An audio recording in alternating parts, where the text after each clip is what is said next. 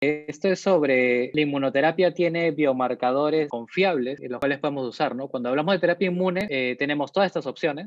Resumimos terapia inmune a estos dos, ¿no? Terapia anti-CTLA-4 y terapia anti-PD-1, PD-L1. Estas son las indicaciones en abril 2021. Tenemos el marcador más frecuente, PD-L1, lo tenemos en cabeza y cuello, mama, estómago, cáncer de cuello uterino, pulmón, urotelial. El otro biomarcador es inestabilidad microsatélite o deficiencia de reparación en tumores que tienen alta inestabilidad o en cáncer colorectal. Y la inmunoterapia la podemos usar como monodroga o combinada quimioterapia o combinada terapia biológica, ¿no? Y el escenario, comparado a hace 2-3 años, se está moviendo a un escenario más temprano, ¿no? Ya tenemos tratamientos de primera línea metastásico, como en cáncer colorectal, tenemos tratamiento adyuvante en melanoma y tratamiento fase 3 en pulmón, como del estudio Pacífico. Vamos a hablar de estos biomarcadores. Entonces, para empezar con PDL1, lo primero que tenemos que decir que su expresión es heterogénea en todos los tumores.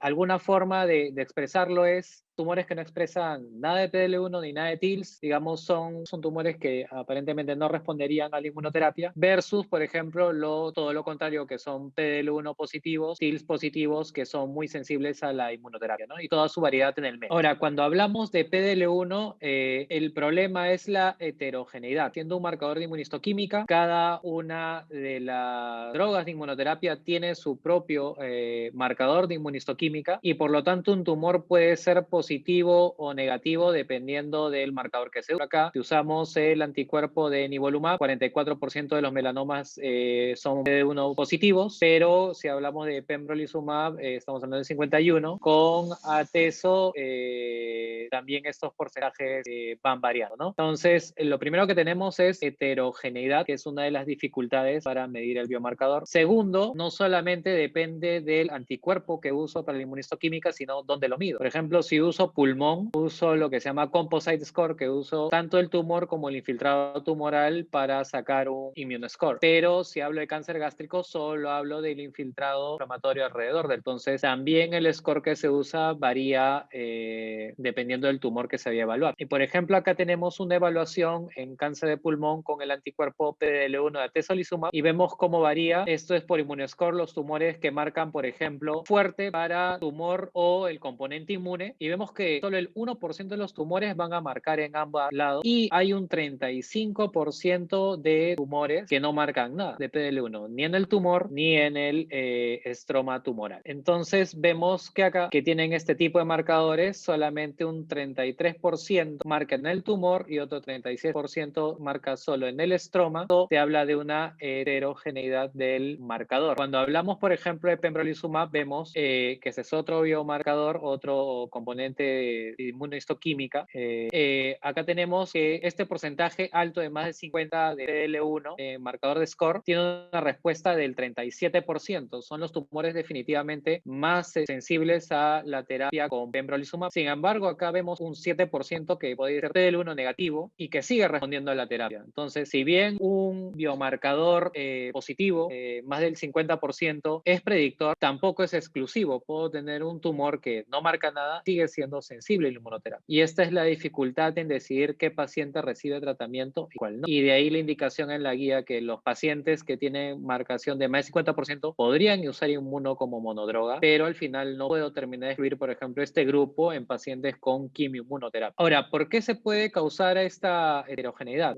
La causa número uno es la prueba, ¿no? Desgraciadamente, la prueba va a ser tan buena como el lugar en donde se realiza, ¿no? Depende también de qué tamaño tiene la biopsia, de qué lugar es la biopsia. Por ejemplo, si hablamos de pulmón, sabemos que las muestras generalmente son pequeñas y lo otro es el tiempo. Es diferente a un paciente que le tomo la biopsia de inicio para tomar una decisión terapéutica y lo otro es el paciente que ya lleva 3 años, por ejemplo, de tratamiento y que agarro la biopsia de su diagnóstico para ver cuál es su marcador de PDL1, ¿no? Porque esto puede variar. También vemos de que si agarro los otros marcadores, inestabilidad microsatélite, tumor mutational burden, carga mutacional y PDL1, vamos a encontrar solo un 1% de tumores que van a tener las tres cosas. La mayoría va a tener o expresión de PDL1 y hay un pequeño grupo que va a tener tumor mutational burden. Entonces, probablemente este grupo que tiene solo tumor mutational burden son los PDL1 negativos que terminan respondiendo a la inmunoterapia. Por ejemplo, cuando hablamos de cáncer gástrico, por si acaso acá en la pestaña del lado derecho, para orientarse, como vamos a hablar de varios tipos de tumores, pongo el tipo de tumor que es. Nuevamente, PDL1 con un composite score de 10, una población única, comprende solo el 19% de los pacientes y tienen una ventaja en sobrevida, usando, por ejemplo, inmunoterapia en segunda o hasta tercera línea. Sin embargo, hay que identificar el grupo de pacientes porque es pequeño. Y vemos que esto no solamente tiene que ver con el tipo de tumor, sino que hay una heterogeneidad intratumoral. Dentro del cáncer gástrico, no todos van a ser respondedores a la terapia. Lo que sabemos es que dentro de los 4 grupos moleculares, el grupo que es Epstein-Barr es el que tiene composite score más alto junto con los que tienen inestabilidad microsatélite alta. Sin embargo, cuando junto todos los grupos moleculares, los de composite score son solo la tercera parte. También es importante comprender que dentro de la misma enfermedad, este tipo de sensibilidad inmune va a ser heterogéneo. Ahora, con respecto a inestabilidad microsatélite, hay que primero remarcar que la eficiencia de reparación que nos lleva a la inestabilidad microsomal es uno de los mecanismos de reparación del DNA, de los tantos que hay, y lo puedo medir por inmunistoquímica, que son estas 4 moléculas reparadoras que las veo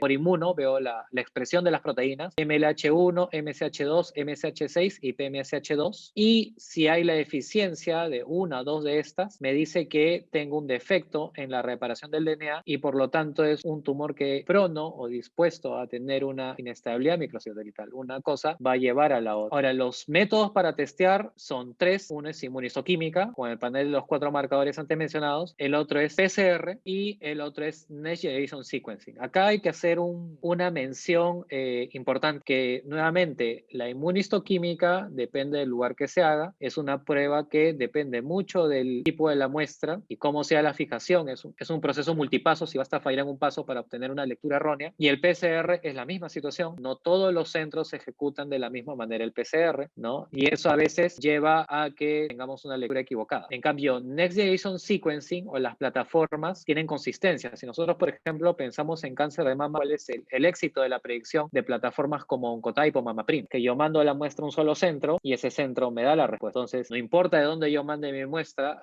siempre va a ser procesada en el mismo sitio y siempre va a ser ejecutado de la misma manera, ¿no? Lo cual con el PCR no necesariamente es así. Y este ha sido un problema al inicio al ejecutar este tipo porque la guía te dice que puedes medirlo por PCR, pero no te da una mayor directa. Ha sido recién el 2019 donde ESMO ha tratado de orientarnos de en qué pacientes yo puedo pedir estas pruebas y cómo solicitan, ¿no? Entonces, ¿qué es lo que recomienda este panel? Primero, puedo empezar con inmunistoquímica y si pido inmunistoquímica, pido los 4 marcadores: MLH1, MSH2, MSH6, PMS2. Ahora, lo que es acá muy importante entender y que es una mención que hacen es que estos son dímeros. Generalmente, si me falta, por ejemplo, MSH2, me va a faltar también MSH6. Si tengo una pérdida de PMS2, debería tener una pérdida de MSH2, ¿no? Entonces, si yo tengo esa pérdida de 2 marcadores, me da mayor confiabilidad en pensar que ese realmente es un paciente con una eficiencia de la reparación, ¿no? O mismatch repair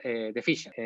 Sin embargo, a veces recibimos los reportes faltando solo uno y nos puede dar un resultado 2. En ese caso, la recomendación es pasar a un estudio molecular o por PCR. Por PCR, nuevamente, tengo 2 técnicas: medir estos 2 mononucleótidos y luego estos 3 dinucleótidos o este panel de 5 marcadores de short time. Entonces, nuevamente, depende del laboratorio para ejecutar uno de ellos. Y finalmente, eso es una recomendación importante que hace el panel, es que tampoco no recomiendan solicitar deficiencia de mismatch repair inestabilidad microsatélite en todos los tumores. Ellos recomiendan solicitarlo en los pacientes que tienen tumores relacionados al síndrome de Lynch, es decir, cáncer colorectal, endometrio, intestino delgado, cáncer uroterial, sistema nervioso central, ovario, glándula sebácea, ¿no? Entonces eso también ya nos va orientando. Y lo que te menciona el panel, si deseas ver este tipo de alteración en tumores raros, la recomendación es usar un panel de NGS que es más consistente, ¿no? Y ahí, por ejemplo, tenemos el ejemplo anterior donde se mandó, por ejemplo, un sarcoma, que tal vez no está comprendido en Lynch, pero efectivamente puedes encontrar una inestabilidad microsatelital, pero digamos, para esto necesitas estas pruebas que son más consistentes, o es lo que te sugiere el panel. Acá nuevamente te habla de la heterogeneidad. Por ejemplo, si hablo de carcinoma colorectal, la mayoría de pacientes que va a tener tumor mutational burden con una carga mutacional alta también van a tener inestabilidad microsatélite, ¿no? PDL1 prácticamente es un marcador aparte. Cuando hablo acá de carcinoma endometrial también hay una correlación bastante aceptable entre inestabilidad microsatélite y carga mutacional, ¿no? Pero, por ejemplo, si hablo de melanoma es menos y en pulmón es muchísimo, ¿no? Entonces, esta relación de marcadores también va a diferir dependiendo del tipo de tumor. Entonces, tiene un contexto diferente en cada patología. Y acá también vemos la prevalencia e inestabilidad, por ejemplo, en los tumores que tienen Lynch, colorectal 17%, endometrio 20%, gástrico 13%, intestino 8.3%, glioblastoma 6.3%. Estos son los que tienen más alta probabilidad de presentar inestabilidad. Otro dato importante que son pruebas que se hacen en enfermedad avanzada, ¿no? En muy pocos casos se hacen en enfermedad temprana, y en enfermedad temprana la inestabilidad suele ser más alta, ¿no? Por ejemplo, en colorectal, ESMO sugiere que tiene un valor pronóstico, perdón, más no predictivo. Yo no puedo decir una terapia basada en inestabilidad microsatélite en enfermedad temprana, pero en enfermedad avanzada. En tumores raros, la frecuencia es mucho menor, es de una cifra en el rango del 1 al 4%, ¿no? Y acá lo que se recomienda NGS. Entonces acá tenemos, por ejemplo, el primer estudio, el estudio pivotal en cáncer colorectal, donde vemos que los pacientes que tienen deficiencia de reparación o mismatch repair deficiency están acá. Son los pacientes que tienen buena respuesta a la inmunoterapia, mientras que los pacientes que tienen o que no tienen un defecto en la reparación están acá. Entonces ya estoy dividiendo estos casos en pacientes que tienen deficiencia versus los que no tienen deficiencia, y te puede predecir qué paciente se va a beneficiar de la inmunoterapia en cáncer colorectal. Ahora, el doctor Lee llevó esto más allá, no solamente en cáncer colorectal, sino lo expandió a 12 tumores más, y ven que también hay un beneficio en este tipo de enfermedades, ¿no? Vemos acá ampolla de Batter con esclerocarcinoma, colorectal, que es el grueso, es casi la mitad de los pacientes de estudio, endometrio, esofágico, endocrino, ¿no? Todos los que están acá mencionados también se benefician en ese alto grado de inmunoterapia. Algo muy importante en este estudio y que llama mucho la atención, hay un 20% de estos pacientes que alcanzan respuesta patológica completa. Hay que tener en cuenta que en este estudio esos son pacientes que por lo menos han progresado a una línea de tratamiento, lo cual es algo que llama poderosamente la atención. Son pacientes poco frecuentes, pero que obtienen gran beneficio de este tipo de terapia si tienen inestabilidad microsatelital alta. Entonces, basado en estos hallazgos,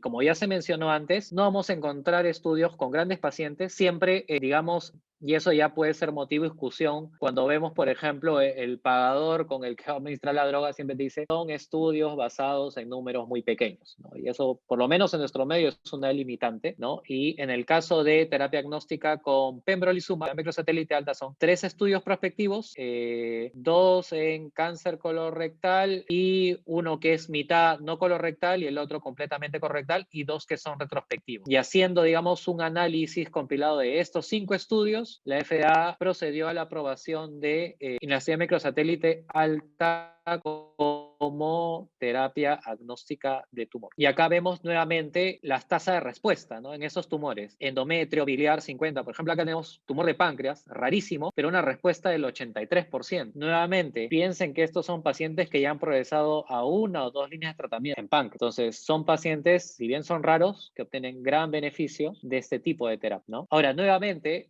el tipo de enfermedad va a depender mucho de las características, ¿no? Si yo tengo TCGA, por ejemplo, son tumores que pueden ser estadios 2 o 3, más tempranos, mixtos, edades un poquito mayores. Casi todos son tumor primarios, pero por ejemplo, en la data del Sloan Kettering, la localización, por ejemplo, acá es gastroesofágica, es un poco diferente. Cuando hablamos del tipo de tumor, todos son estadios avanzados en Sloan Kettering. Edad, pacientes más jóvenes. Tipo de tumor, hay del tumor primario y de metástasis. Entonces, el perfil en inestabilidad microsatélite en este grupo va a cambiar, por ejemplo, comparado a lo que vamos a encontrar en TCGA. Y esta es una data que siempre debemos tener presente cuando analizamos una data, digamos, de este tipo de análisis de mutaciones. Esto en tumor esofagogástrico. Por ejemplo, acá tenemos un análisis interesante de lo que es la quimioterapia en cáncer esofagogástrico, ¿no? Con el esquema FOLFOX en enfermedad avanzada, y vemos que en los pacientes con inestabilidad microsatelital alta, la sobrevida es meses, ¿no? 4.8 meses versus 6.9 meses. Esta es una data retrospectiva, pero que nos hace pensar qué tanto se benefician los pacientes que tienen este tipo de alteración de la quimioterapia. Ahora, yendo un poco más allá, esto también se trasladó al estudio MAGIC, que es el estudio perioperatorio con el esquema SF en cáncer gástrico, y vemos nuevamente pacientes con inestabilidad microsatelital alta y que la quimioterapia, la sobrevida está acá. Y si el paciente simplemente lo opero y lo dejo y no le doy quimio, la sobrevida está acá. Nuevamente, es data generadora de hipótesis porque es data retrospectiva, pero nuevamente nos hace pensar que estos son biomarcadores que deberían usarse para elegir terapia, inclusive en estadios más tempranos. Y este nuevamente es un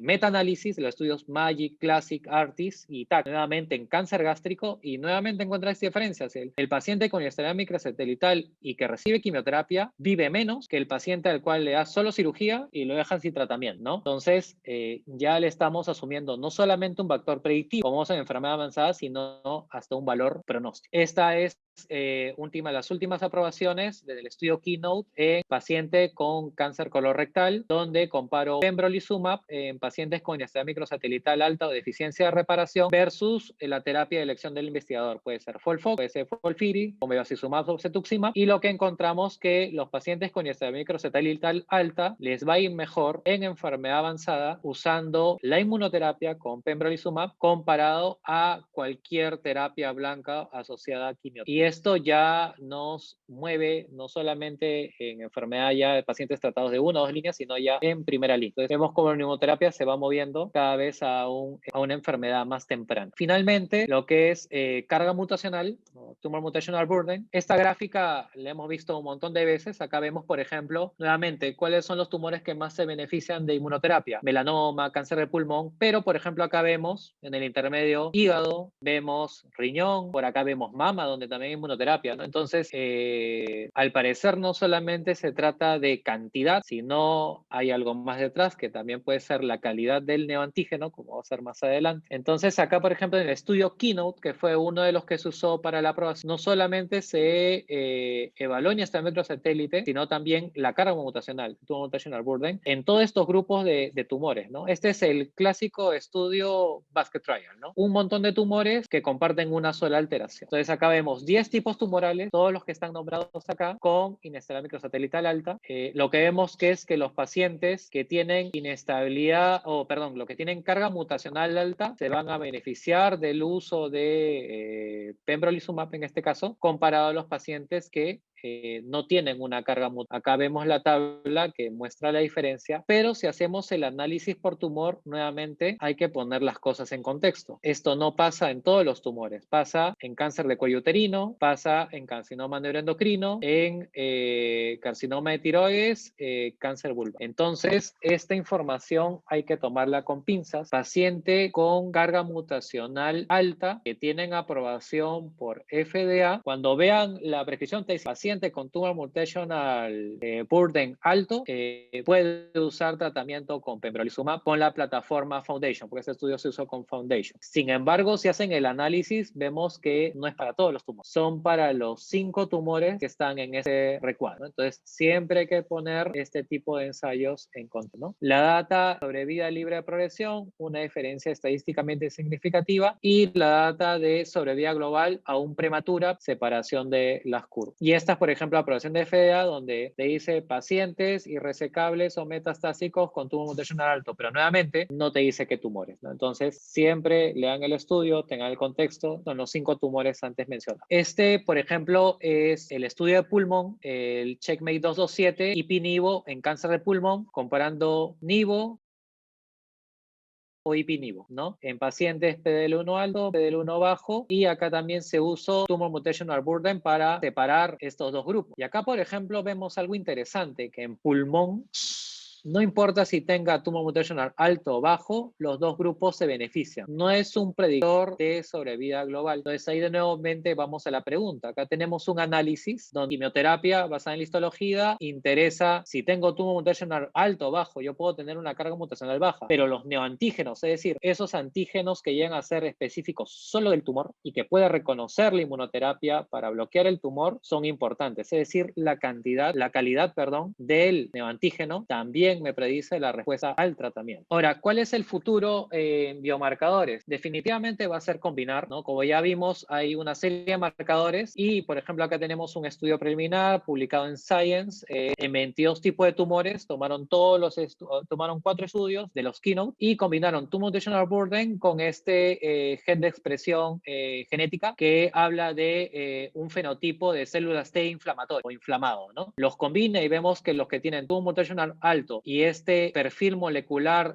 inflamado son los pacientes que más se benefician del uso de pembrolizumab. No es perfecto, pero digamos es un pasito más adelante. Y este también es otro en cáncer gástrico que usa medición de marcador mucho más complejo, porque acá te mide, por ejemplo, células T regulatorias, macrófagos, CD4, T helper, macrófagos, todo esto de acá hace un score y nuevamente, por ejemplo, te separa los pacientes que tienen un score alto, suelen coincidir con los pacientes que tienen Epstein-Barr, inestabilidad microsatelital alta, y te predice la respuesta a la inmunoterapia en cáncer gástrico. Entonces, este es el futuro probablemente de la biomarcación, hacer, por así decirlo, un inmunograma para poder determinar la terapia. Y si vamos un poco más allá y recordamos la data de los pacientes con inestabilidad microsatelital alta y cáncer gástrico, y que definitivamente las quimioterapias no les va bien, por lo menos en la data retrospectiva, un investigador se hizo la pregunta, ¿y qué pasa si a estos pacientes les pondría inmunoterapia? Y ese es un estudio interesante porque actualmente, digamos, la filosofía del tratamiento o de la cura en la enfermedad es el rastreo de la enfermedad mínima residual, ¿no? Cada vez la neoadjuvancia ha sido posicionando en cada una de las patologías y, por ejemplo, tener una respuesta patológica completa es sinónimo de sobrevida larga o de cura, ¿no? Y acá también llevaron este concepto a cómo puedo medir la enfermedad mínima residual, ¿no? Y poder determinar si este paciente se va a curar o no curar con una enfermedad temprana. Y lo que hicieron es, yo perfilo el tumor, veo cuál es el tipo de mutaciones que tiene y puedo hacer una detección post cirugía de este tipo de antígenos o neoantígenos que produce el tumor por